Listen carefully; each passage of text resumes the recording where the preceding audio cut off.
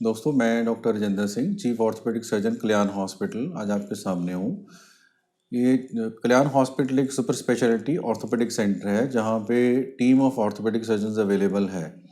मैं अपने बारे में पहले कुछ बताऊँ। मैंने एमबीबीएस अपनी 1991 में डीएमसी पंजाब यूनिवर्सिटी चंडीगढ़ से की है। उसके बाद एमएस ऑर्थोपेडिक्स मैंने भी डीएमसी से ही की है, और उसके बाद मैंने सुपर स्पेशलिटी में ट्रेनिंग जो है MCH American institute of medicine से की है।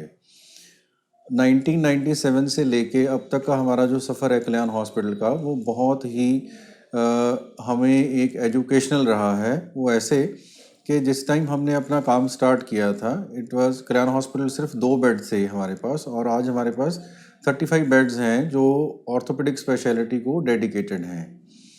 अगर हम उस टाइम से लेके आज तक के पेशेंट्स के बारे में बात करें, तो उस टाइम पे जो हमारे पास पेशेंट्स थे उनको सबसे ज़्यादा ऑक्यूपेशनल प्रॉब्लम्स थी, जो उनके काम से रिलेटेड थी, और लाइफस्टाइल डिजीज़ेस बिल्कुल नहीं थे। और आज जो हमारे पास स्पेक्ट्रम है पेशेंट्स का, वो टोटली डिफरेंट है, जिसमें हमारे पास सबसे ज़्यादा जो पेशेंट्स हैं वो बैक पेन से रिलेटेड हैं, और उनके ऑक्यूपेशन से कोई रिलेशन नहीं है, ये उनके लाइफस्टाइल से रिलेटेड हैं। पहले मैं कल्याण हॉस्पिटल के बारे में थोड़ी इंट्रोडक्शन दूं। कल्याण हॉस्पिटल जिस दिन से स्टार्ट हुआ है, इट वाज इन 97। उसके बाद से हमने पहले दिन से हमारी कोशिश रही है कि पेशेंट को quality care at affordable cost provide की जाए। क्वालिटी केयर में जहां मैं बताऊंगा, कल्याण हॉस्पिटल एक ऐसी जगह है जहां पे सबसे पहले लुधियाना में प्राइवेट सेटअप में नी रिप्लेसमेंट किया गया। सबसे पहले यहाँ पे स्पाइन की सर्जरी की गई। उसके बाद सबसे पहले जो लैमिनर फ्लो की फैसिलिटी है जिस ऑपरेशन थिएटर में, वो कल्याण हॉस्पिटल में अवेलेबल हुई, जिससे कि ऑलमोस्ट 0% इन्फेक्शन रेट पेशेंट्स को की फैसिलिटी उपलब्ध है। उसके बाद हमारे पास NABH एक्रेडिटेशन जो क्वालिटी काउंसिल ऑफ इंडिया की तरफ से है। आपको ये जान के खुशी होगी, कल्याण हॉस्पिटल NABH एक्रेडिटेशन लेने में पंजाब स्टेट में पहला ऑर्थोपेडिक स्पेशलिटी हॉस्पिटल था। और आजकल जो पेशेंट्स हमारे पास हैं, उसमें से सबसे ज़्यादा जो पेशेंट्स हैं वो बैक पेन के चल रहे हैं। और इसमें सबसे दुख की बात हम जो मानते हैं वो ये है कि इनमें से किसी मेजॉरिटी ऑफ पेशेंट्स को जो प्रॉब्लम्स हैं वो उनके लाइफस्टाइल से रिलेटेड हैं। लाइफस्टाइल का माने कि लैक ऑफ एक्टिविटी। आजकल जो हमारे पास हमारा लाइफस्टाइल है वो टोटली सीडेंटरी है, जिसमें हमारा मेजर पार्ट जो हमारा दिनचर्या का है वो चेयर पे या बेड पे बैठ के निकलता है, जिसकी वजह से हमारी जो बैक के मसल्स हैं या बॉडी के मसल्स हैं वो बिल्कुल काम करना बंद कर देते हैं, और उसकी वजह से हमारी जो स्पाइन का इम्बैलेंस बन जाता है, और कई बार कोई छोटी सी प्रॉब्लम भी होती है स्टार्ट, तो हमारे सीवियर डिस्क प्रलैप्स हो जाता है। तो कमर दर्द जो सबसे कॉमन है उसका रीज़न है डिस्क प्रलैप्स। यंग पेशेंट्स में एक्टिव लाइफस्टाइल के साथ इसको ठीक किया जा सकता है। बैक पेन में ये ज़रूरी नहीं है डिस्क के पेशेंट्स को कि उनकी सिर्फ कमर में ही दर्द हो। हमारे पास और भी बहुत सारे सिम्टम्स हैं जिनके साथ पेशेंट हमारे पास आ सकता है, जैसे किसी की पैर में सुनपना होना, यूरिन का कंट्रोल चला जाना, बैठने में दिक्कत आना, या जब बेड से हम सुबह लेट के उठते हैं उस टाइम पे पीठ में जकड़न होना, या हमारे घुटनों में दर्द होना। बहुत से पेशेंट्स हमने देखे हैं जो पहले घुटनों का ट्रीटमेंट करा रहे थे, लेकिन जब उनको डिटेल से हमने एग्जामिन किया, चेक किया, उनको उनकी इन्वेस्टिगेशंस कराई गई, उनके एक्सरेज या MRI करवाया गया, तो हमें पता चला कि उनकी जो नी पेन्स का या लेग पेन्स का कारण उनकी स्पाइन में था, और वो उस स्पाइन का ट्रीटमेंट करवाने के बाद बिल्कुल ठीक हो गए। और दोस्तों, ये सबसे अच्छी बात जो बैक पेन के पेशेंट्स के लिए है कि 90% ऑफ द पेशेंट्स जो हैं वो मेडिसिन से या फिजियोथेरेपी से ठीक हो सकते हैं।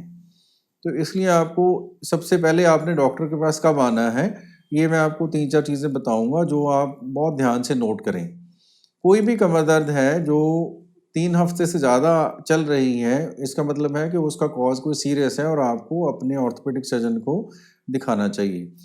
कोई भी कमर दर्द है जिसमें आपको पहले दिन से या किसी भी टाइम पे अगर पैर में सुनपना आ जाए, या हमें लगे कि हमारी जो यूरिन वाला या यूरिन का कंट्रोल है, हमारा स्टूल का कंट्रोल है, वो ख़त्म हो रहा है, या हमारे पैरों में वीकनेस आ रही है, या हमें चप्पल पहनने में, शूज़ पहनने में दिक्कत हो रही है, तो ये एक इमरजेंसी है स्पाइन के पेशेंट्स के लिए, और उनको बिना टाइम गंवाए अपना हॉस्पिटल में जहाँ पे कोई स्पाइन वाले ऑर्थोपेडिक सर्जन हैं उनको दिखाना चाहिए।